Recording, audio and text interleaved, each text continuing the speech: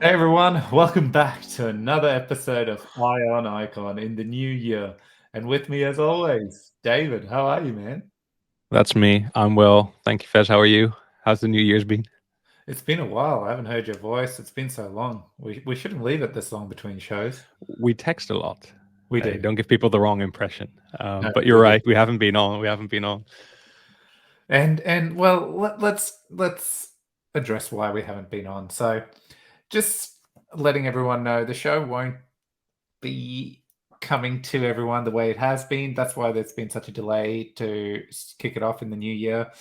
Definitely won't be weekly. We're hoping to, we will be, I should say, coming to you in a more official capacity where we interview and talk through some of the stuff happening in the ecosystem via the foundation, on the foundation's front.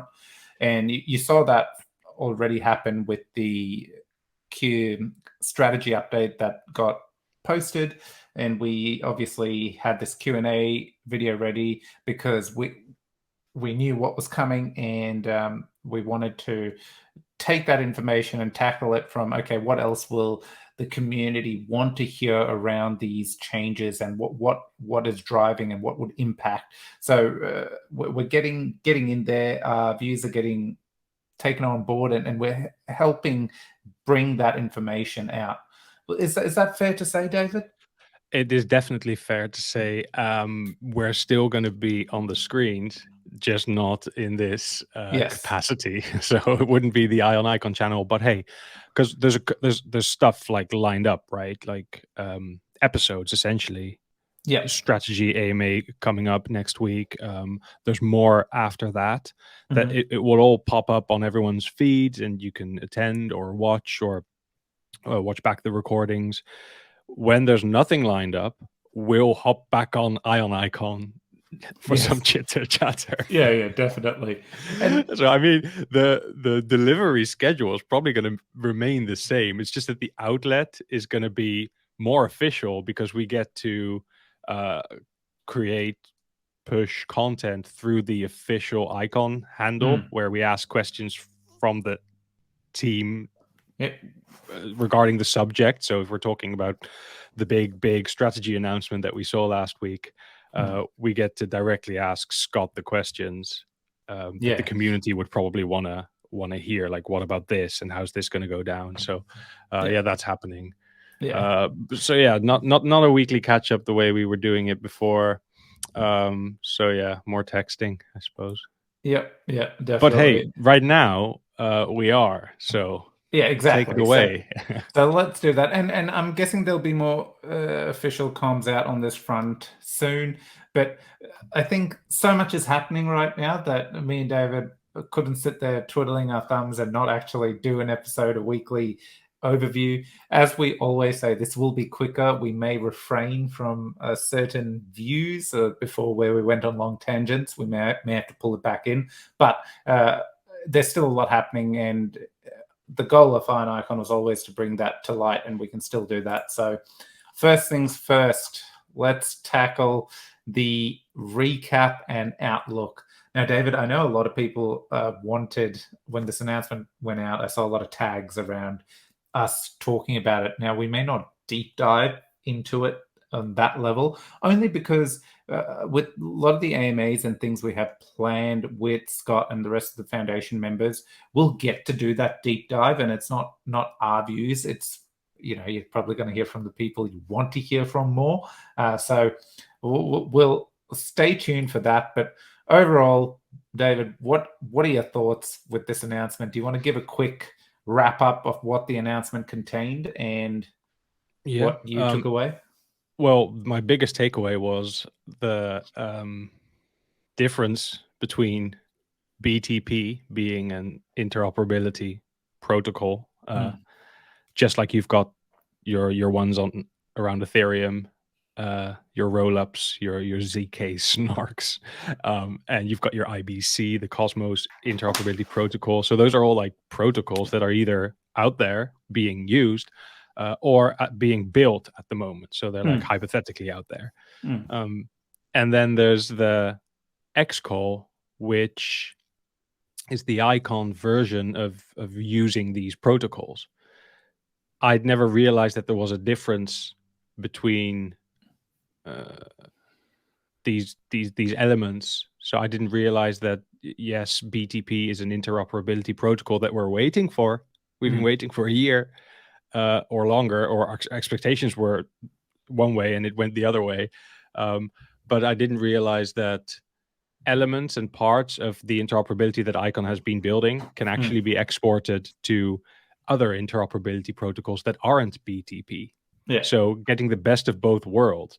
And I didn't ever recognize that or see that because I'm not a technical guy as much, so I didn't realize that that's even a possibility. So reading this strategy announcement, I thought like, oh, like a eureka moment. Like that's very smart. I like they kicked it off with acknowledging the setback in BTP development, because we all know last year was a rough one, especially at the beginning when the bull market was still raging and we were all waiting around. I found an old tweet of mine actually responding to someone saying when BTP, and I remember I answered, I said, well, I'm assuming like in the next couple of weeks. I don't even know why I was assuming that. I don't know. Maybe just, that's what I wanted. But it was a setback that the actual protocol didn't, get built or get designed and then built all to perfection, and got to go. So that's acknowledged in this piece. But it's quick to jump to the strategic plans for 2023, where regardless of how fast BTP develops, there's a plan here to get that cross-chain element called Xcall up and running on not just BTP, but also on other interop protocols that are already out there, which is very exciting because it gives purpose, direction, energy to go. So that's my takeaway of that piece. Yeah, no, it's a solid takeaway. And look, and this is the thing. So if you go into the BTP repo, you can see, I think IPIIP 52. There's one call 52, right? And I think that defines the Xcall service. And when you look at IBC, for example, all of IBC has it clearly defined because it's been built. There's a manual on how to rebuild it. Whereas with Xcall, so they have built it. IconLib built it. There's a manual. They've created a manual on how you can build this particular piece. The rest of BTP is still being built out in the manual, and that manual is being created as the BTP is being built. Versus again, IBC, someone's done the building and it's there. For it to be consumed. The manuals have been written. So this is a clear distinction here for everyone to get. So here we have now the Xcall that's been written, and we can look at IBC's manual and go, okay, now we have both our manuals. What can we do to implement this into this manual and build it out? That's a simple, and this is behind the scenes a way Scott actually explained it much more elegantly, but explained it for me to understand what was going on, and it really resonated with me. So as soon as I got wind of this, I straight away thought, okay, here we've gone from relying on one, and which was BTP, and then it's like when BTP launches, then we have to worry about adoption and things like that. And if God forbid it failed, then we're kind of rowing upstream. But in this case now, we've kind of put our eggs in everyone's baskets with building this feature, and as long as we can make it attractive for protocols to use it, which is something we'll tackle in more detail with Scott in an AMA on how do we do that, and why will they want to come and use the Xcall feature built into our implementation of IBC? What advantages does it give them? So keen to deep dive in that, but that's a bit more perspective on it. Overall, yeah, really good announcement. Really happy with the Q&A video as well. Yeah, that was fun to do, especially because we got to, get insight into the article, the announcement, and then well, we were voicing what we think the community would want to ask. Yeah. Right? It would be what I would ask. Yeah. So pretty straightforward questions, pretty straightforward answers as well. So yeah, that's all in that video. Cool. Next up, I think let's cover the icon bridge sunsetting. So, quick overview. Obviously, with the last announcement, what you did see highlighted was the integrations team was moving from building out these integrations to building out the Xcall service. So I didn't mean to jump, David, but one thing more to set context. It's a strategy update, right? What we saw before was a strategy update. So people shouldn't see this and go, yes, oh my God, everything's happening. No, the strategy, even in it, they said the teams are planning. That's why no timelines and things were given. Once the planning is done, I know for a fact the foundation, along with their teams, are very wanting to push forward with transparency, which is something the community has been asking to see, and that transparency will come in form of milestones for the project, so you can actually track how progress is being made as the developers are building out Xcall into IBC. But so coming back to the sunsetting of Icon Bridge, well, if they're working on that, they can't keep working on Icon Bridge. So obviously you've seen this announcement saying that the foundation is no longer providing grants for teams, because the foundation's teams that they give grants to, iBriz, Web3 Labs, they are building new or some of the critical products in the Icon suite. So in this case, the bridge is done. It is completely open source. All the tools are there for anyone and everyone. In fact, if you look, iBriz, GangstaVerse iBriz, they put through a CPS funding to build an integration to Tezos, which is fantastic. And that is the point of this announcement, that it's not funded now by the foundation, but teams have the tools, and the foundation and the devs supports in the background if they have questions and things like that, because it's open source. They can go to CPS with a game plan, what they want to build out, and do it, and to get funding to do it. So Icon Bridge is not done and dusted by any means. In fact, it's the opposite. It has gotten to a point where people can start thinking, how can I build a product off this? What can I do to build something on a connected chain, existing connected chain, Snow or Binance Smart Chain, or actually build a new integration? And that's, again, what iBriz have proposed to do in the latest CPS. So I've waffled. David, anything else you want to add there? I was just thinking, because the audit of Icon Bridge has been completed, and that would cover like the contracts in 3 different languages, one being Solidity, with covering the Binance Smart Chain and Snow part of things. Would that imply that if I come in and I say, hey, I'm going to build a connection to the next EVM compatible chain, one off the top of my mind, Phantom, is that an EVM compatible chain? I'm going to build a connection to Phantom because I don't know, I feel like doing Phantom, that. I wouldn't need to audit it. Is that correct?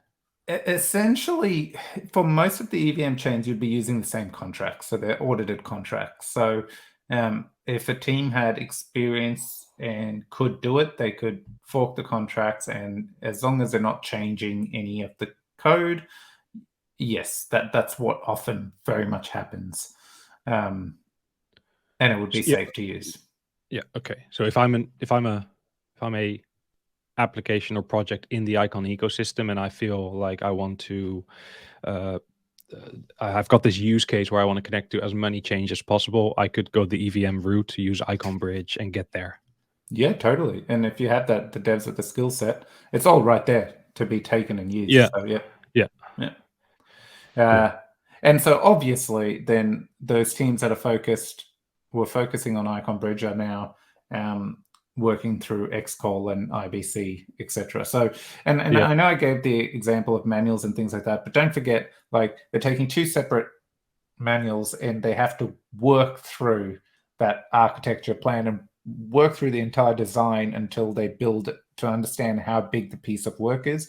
But that's not to say that, oh, this is how big it is, forget about it. No. It's to understand and then start building, so that there's a bit of plan in place rather than just every week. They better overestimate the work as opposed to underestimate it. Oh yes, definitely. That's my advice.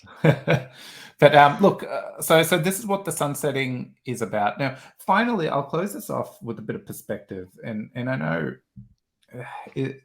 Icon in our open sourcing efforts, all this is kind of new, but like, let's take Ethereum, the foundation.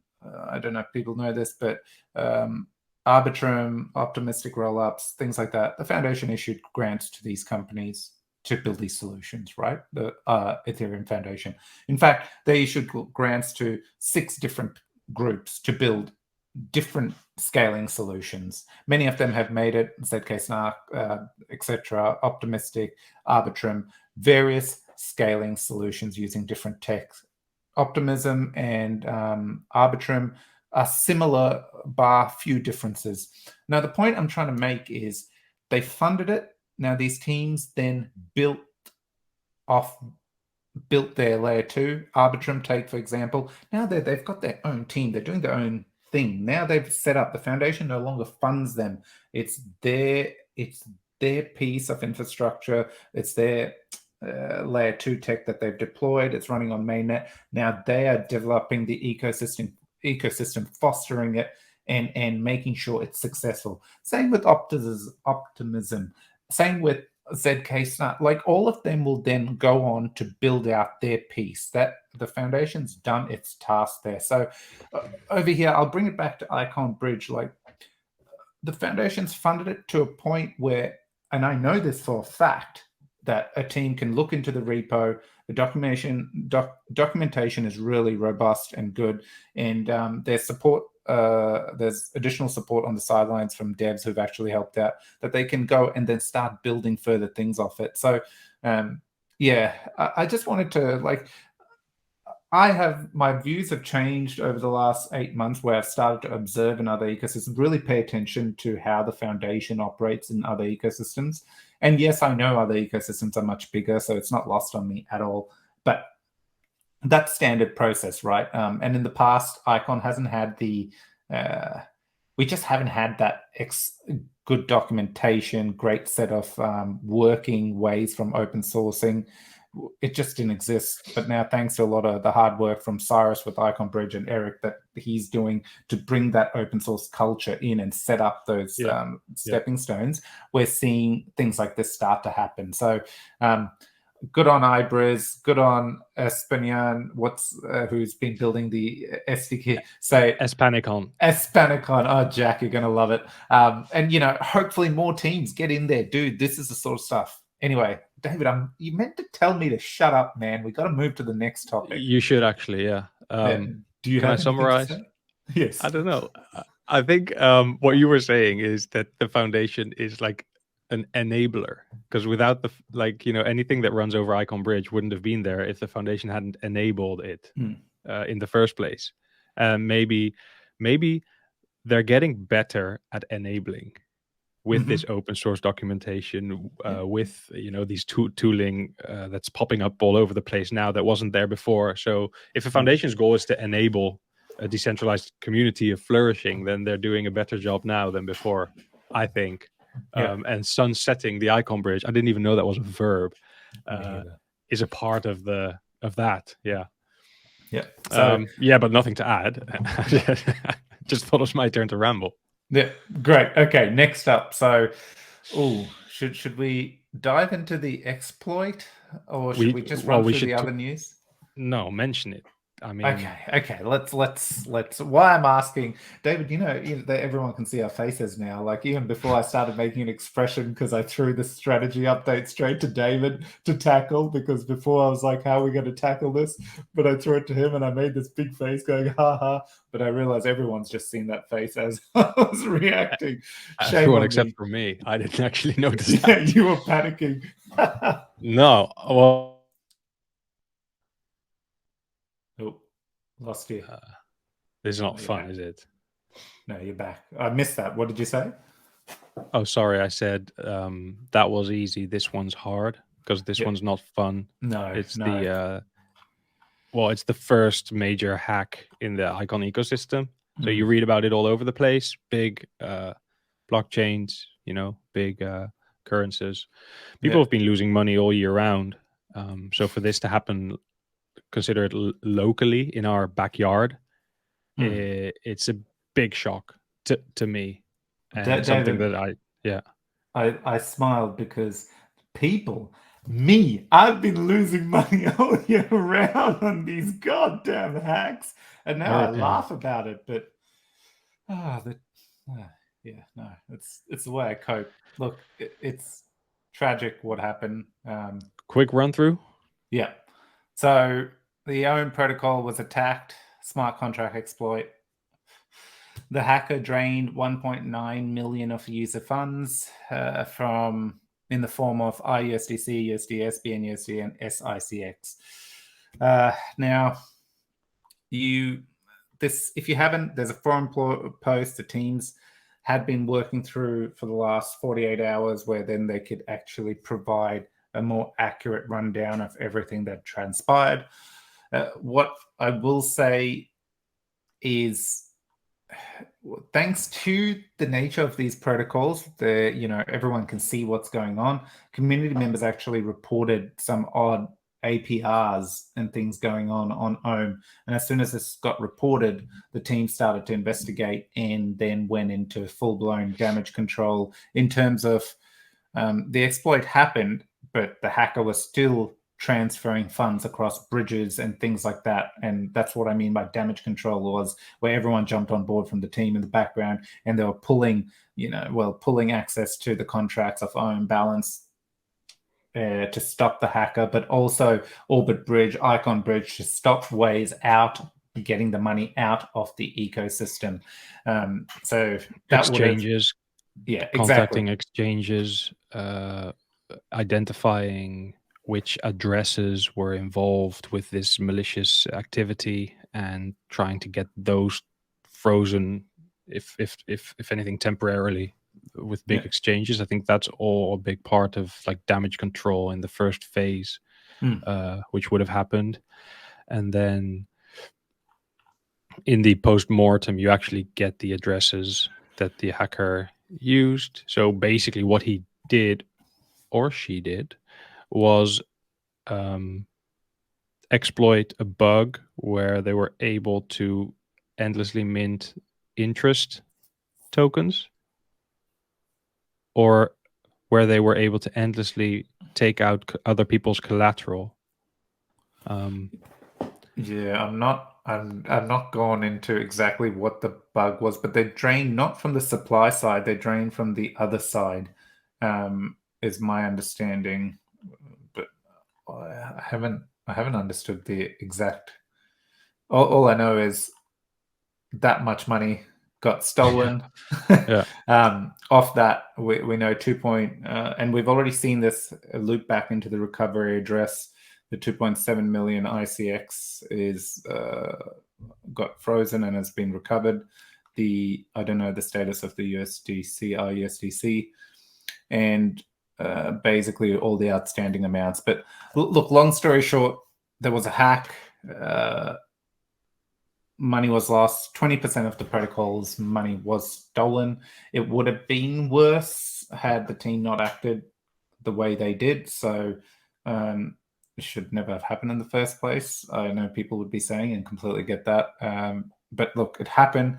The team were able to slow it and stop it. And now it seems like they have sent, the part of the white. Is it the white hacker? What is it? White hat hacker. White hat, not hacker. White hat bounty. Given the hacker time to keep 10% and refund the rest before it gets taken to authorities. And this could be, now I'm just going on Discord comments, but I've seen people say that they may have identified an exchange, an address, area, something or the other. But it's good to see them actually take this route and give the hacker the option to return funds. But overall, pretty depressing. I'm impacted by it personally as well. Yeah. I'm taking it in my stride, but yeah, it's pretty upsetting to see. Yeah, it makes you think, when you describe DeFi or the risks involved with using DeFi protocols with high APRs or whatever, you always mention the risks, and then you say, and of course there's smart contract risk, which is like the always risk. No matter Yeah. what you're interacting with, that risk is always there. Mm. But then, this is my first experience of being Hacked. suffering from a hack, and yeah, pretty helpless, pretty ticked off. Well, I will tell you this, David. It gets easier. Take it from an experienced guy in getting hacked in anything he It uses. does. It doesn't seem to phase after a while. Like, Are you numb? Are you numb, Fest? yeah, I am. But like when it was all going down, I was all about helping, but it was lost on me that my funds were there as well. And even after the thing, I'm like, like I think Luna just broke me in terms of devastation and stuff like that. So the fact that I've hung around now is just for the love, not for the get rich Have aspect. I ever told the story on here that Luna and Terra and UST, I never touched it. Don't blame me. I never touched it until 3 days before the depegging of UST. I deposited UST into Anchor, it was called. I won't specify the amount, but I looked at that. I never touched it. I was like, I don't know about this. And 3 days before the actual depegging event happened, I decided, yeah, everyone's getting this yield. I want some of that too. But I don't know. I'm not numb yet. No, It still look, hurts. I think it's we can't add any more. Official comms come from the Omm Discord, not the foundation. It is Omm because they're their own protocol, and they have the members have their worker tokens and stuff. There's a whole team working on it, and of course they're going to give updates, which they have been. It's been good in there. They've tried to keep updates to make sure it's more factual. They've been very transparent with the team, which is great. I know people are upset and stuff, so at times whatever the team does, it doesn't matter. But this is the fact of it. They are there, and everyone in the background is working very long days and not haven't stopped. So that's one side. What the second side, David, was amazing to see come out of this was just how many community members started jumping on board, tracking wallets, giving input, feedback, what's going on with the hacker. They identified, like, there was Thomas, there was all these community members, and there was a moment where you kind of go, hang on, this is pretty shit, everything going on, but just to see how everyone's banded together is a pretty awesome sight. Like, Yeah. in the worst of times, price be damned, everything be damned. Why is this happening? Be damned. What can we do to help? And that's really that actually outweighed the chat from people going, "Oh my god, no, no, no, no!" It wasn't that. It was actually people going, "Hey, we've got this address. Can anyone help with this exchange? Can anyone help with that exchange?" Yeah, I that was really good to see. It was like questions kept arising. But thanks to community, you've got this massive capacity, everyone's helping out. Thomas, he went, they were like, what's this address? What exchange does this address belong to? Like, you're trying to identify these addresses, but they're strings of numbers and you don't know. He actually went to a suspected exchange, made an account, went through KYC only to deposit and then withdraw, just to check if the withdrawal, when after his withdrawal, it was the same address, which it was, which then positively identified that exchange as being one of the involved exchanges. And that's stuff that you cannot, like, the call it official teams, they're in the background damage controlling, working on pausing bridges where they can, smart contracts, basically, team versus hacker. But they don't have the capacity, do they, to be going around and doing this kind of fact checking? So the fact that the community is then in, another war room running these kinds of Yeah, tests yeah, and providing this information, super helpful. So quite yeah, if you haven't, just go to the Omm Discord and read back the general channel for the past couple of days. You can see like which community members are helping out in which ways, and it's pretty impressive.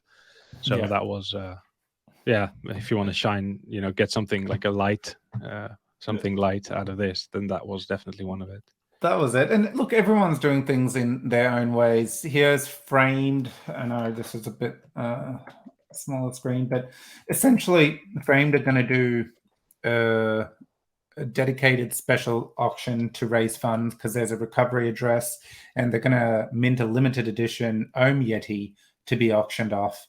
And the holder of this Yeti will be able to claim a super pack off their trading card game that is going to be coming out. It's a booster pack, and this will be made of only two of the highest rarities, which are rare and epic. So, and literally everything they make off this Yeti is going to the recovery fund. There's nothing in it for them. It is just their way of contributing. And always remember, like, a lot of these teams, they've come together, a group of people have come together, and they're working on these projects on top of everything they do in their day job and things like that. So again, you got to give credit where it's due, and it's great to see Frame band together to create something, a way of crowdsourcing something that will benefit people who are excited about what they're building, but at the same time, it's going to aid all the people who've been impacted by the ecosystem. So good work, Framed. I know GangstaVerse have done something as well, passing on all the node rewards to the bank from memory. Aren't we doing the We are, and the it's cutest not thing ever? we Isn't it the are. cutest thing ever? So look, me, David, and Paul got together in the background, and we're like, look, with this happening, we're still kicking off the way we want to launch our node to impact the ecosystem, but we haven't launched that aspect, communicated that news. So we're like, well, why don't we just pass on all the rewards? And that's what we're doing. So for the moment, and we'll keep gauging it based on what's going on, all the node rewards. So this is not your staking rewards. This is the what as a validator we get 100% of it. So operating costs, we won't even take operating costs or anything. 100% of the rewards weekly we will throw back into the recovery fund. Nothing in it for us. At the end of the day, it's a great way for the community to band together, because as you know, the higher you move up, the more the validator gets rewards, and the more the validator, if we do get votes, it'll just be passed on. And when that changes, we'll give ample of time to the community, because it's not about vote gathering for us. It's just about throwing as much as we can back into the recovery, because we know we've got a small, tight community, and don't want to see anyone leave, because rest assured, you'll go in any ecosystem, you start using these things, something. I've literally got an impacted Luna crash, Binance Smart Chain. I had some stuff going on. I got hacked, and Icon, and in Ethereum, I've lost some in different protocols as well due to hacks. So the hack will find you, unfortunately. So don't degen it up. But this is a great way to try and help in any way, and this is our way of helping in the ecosystem. Yeah. Okay, let's scan through some of the other stuff now. News. We know. Sorry? I said news. Let's do news. Yeah, let's do news. Okay. So Studio Mirai, it's launching today. It's the 24th. Oh, well, for us, it's the 24th. So UTC time. What's launching? Do you know, It's David? the Machin collection of Studio Mirai. So after the 100 Tamashi that came out last year, they're now launching 10K Machin. 1/3 on Icon blockchain, 1/3 on Sui blockchain, and 1/3 on a yet to be named blockchain. The Icon launch of a total of 3,333 Machin. That's, I think it's the pre-sale that is launching in a couple of hours from our recording right now. So that means if you've been whitelisted in one way or the other, and there's been a lot of events running up to this, you'll be able to slide in and purchase your Machin. Yeah. Quite a slick website. I was going to say, you know they're black and white, and it's there's something going on there. I've heard this on one of the spaces before. So the Machin, essentially they're black and white, but something's going to be happening with transferring cross chain and coloring in that sense, but it's unclear. Maybe they've scrapped it already. I heard it at some point, but it's noteworthy that you're getting it's slightly different. It's I don't know if we call it streetwear inspired, the way that Mirai is working on these different subset of brands and whatnot. But yeah, looks good. I know I have a free mint, earned it, so I'll be going in and maybe adding to that a bit later. So go to the announcement. If you haven't, and you're not sure what's going on, and you feel we haven't done it justice, go to the announcements section of Studio Mirai, and it has got the website where you can actually connect your wallet to see if you've gotten a free mint of the 300. Yeah, that's what you do. I also know I got one, and anyway, I got one. Yay! So